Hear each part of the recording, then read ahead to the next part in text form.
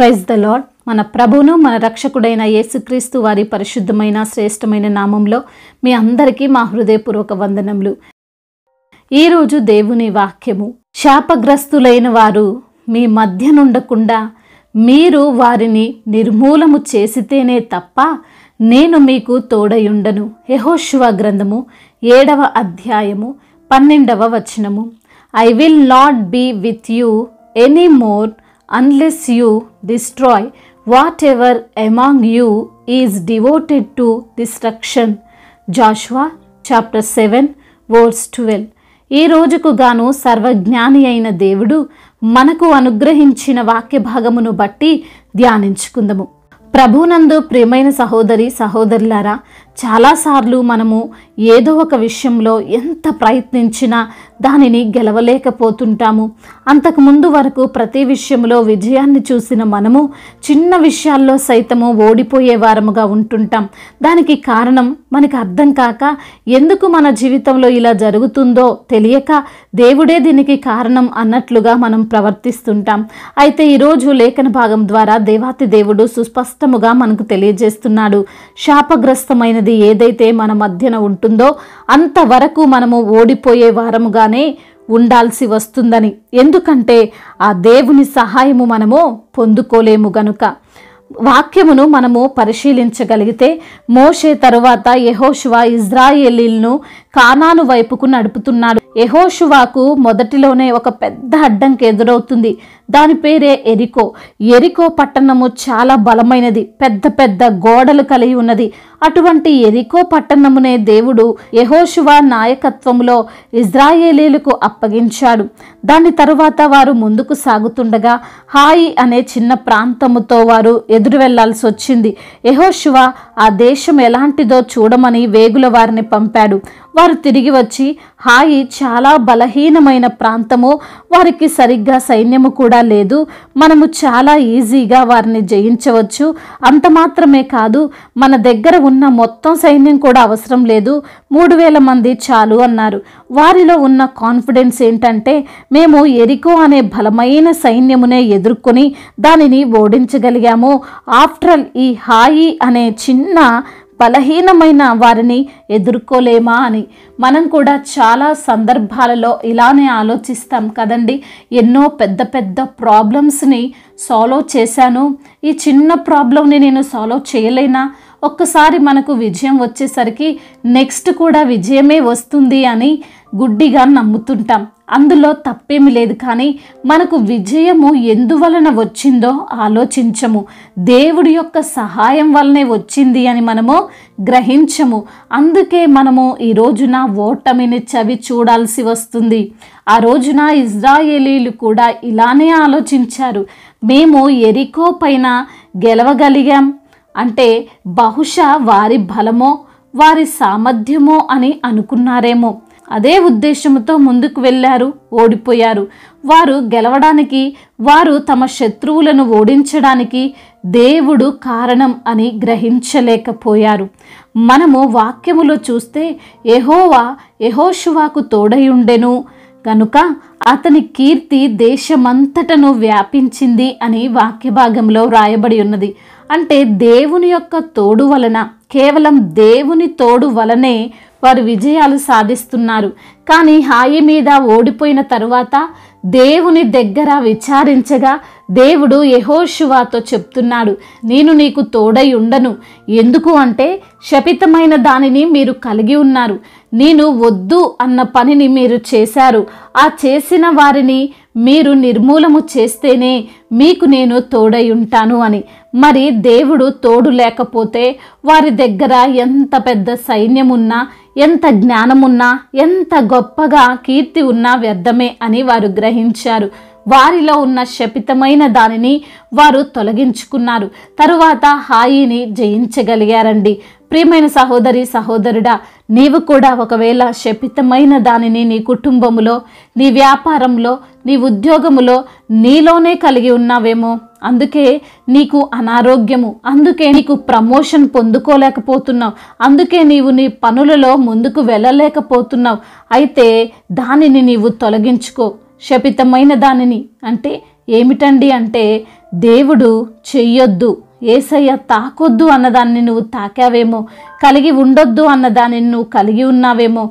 అదే శపితమైనది. అది నీ డబ్బైనా ఆస్తులైనా ఎంత విలువైనదైనా కావచ్చు. దాని వలనే నీకు యేసయ్య సహాయమో దొరకడం లేదు. కేవలం దాని వలనే నీవు వృద్ధిలోకి రాలేకపోతున్నావు.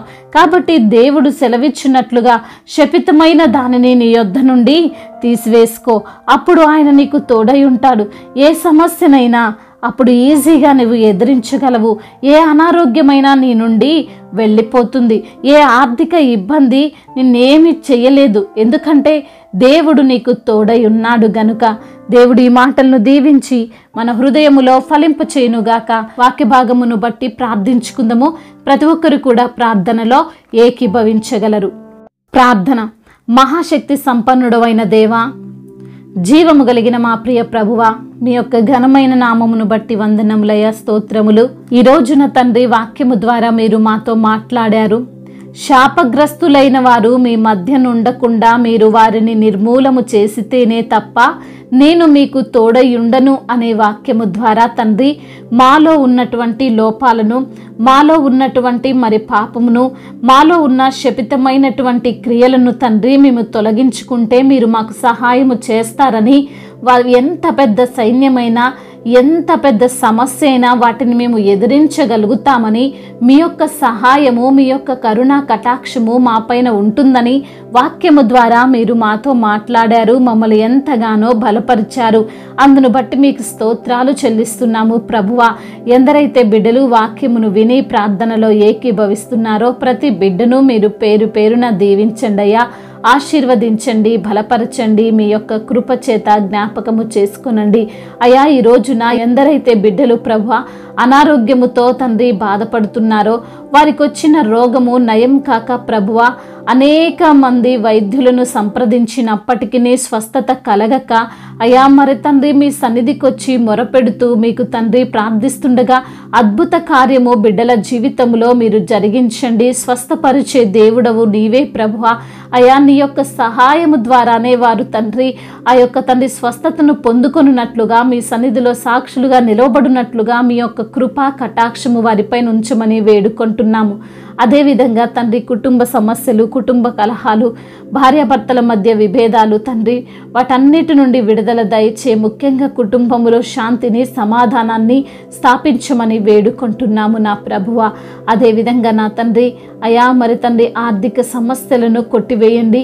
రుణ భారాల నుండి విడుదల దయచేయండి అయా. మరి తండ్రి వారి యొక్క రుణమును తీర్చుకునే జ్ఞానాన్ని బిడ్డలకు మీరు అనుగ్రహించమని వేడుకుంటున్నాము అయా. ఇప్పుడే పుట్టిన చిన్న బిడ్డల నిమిత్తమో ప్రార్థిస్తున్నాము అయా. యవ్వన బిడ్డల్లో మీ చేతులకు అప్పగిస్తున్నాము. యవ్వన వయసులో మీ కాడిని మోసే కృపను దయచేయండి నా తండ్రి. లోకము తట్టు, పాపము తట్టు వారు తండ్రి అట్రాక్ట్ అవ్వకుండా ప్రభువా మీ యొక్క సహాయము వారికి దయచేసి, మీ యొక్క వాక్కు ద్వారా వారి యొక్క నడవడికను స్థిరపరచుకోవడానికి సహాయము దయచేయమని వేడుకుంటున్నాము. అదేవిధంగా నా తండ్రి గర్భఫలము లేని బిడ్డలను జ్ఞాపకం చేసుకొని వారికి గర్భఫలమును దయచేయమని వేడుకుంటున్నాము నా తండ్రి అయా. మరి తండ్రి గర్భిణీ స్త్రీలను దీవించండి తండ్రి, ఆశీర్వదించండి అయ్యా. వారిని మీరు తాకండి నా తండ్రి. పగలు మేఘస్తంభమై, రాత్రి అగ్నిస్తంభమై బిడ్డలను మీరే కాచి కాపాడమని వేడుకుంటున్నాము తండ్రి. రక్షణ లేని బిడ్డలకు రక్షణను, మారు మనసు లేని బిడ్డలకు మారు మనసును, ఇంకా బాప్తిసం తీసుకొని బిడ్డల నిమిత్తం ప్రార్థిస్తుండగా వారి యొక్క మనసు మారుటకు అయా మీ పైన పూర్తిగా ఆధారపడటకు కృపను అనుగ్రహించమని వేడుకుంటున్నాము నా తండ్రి.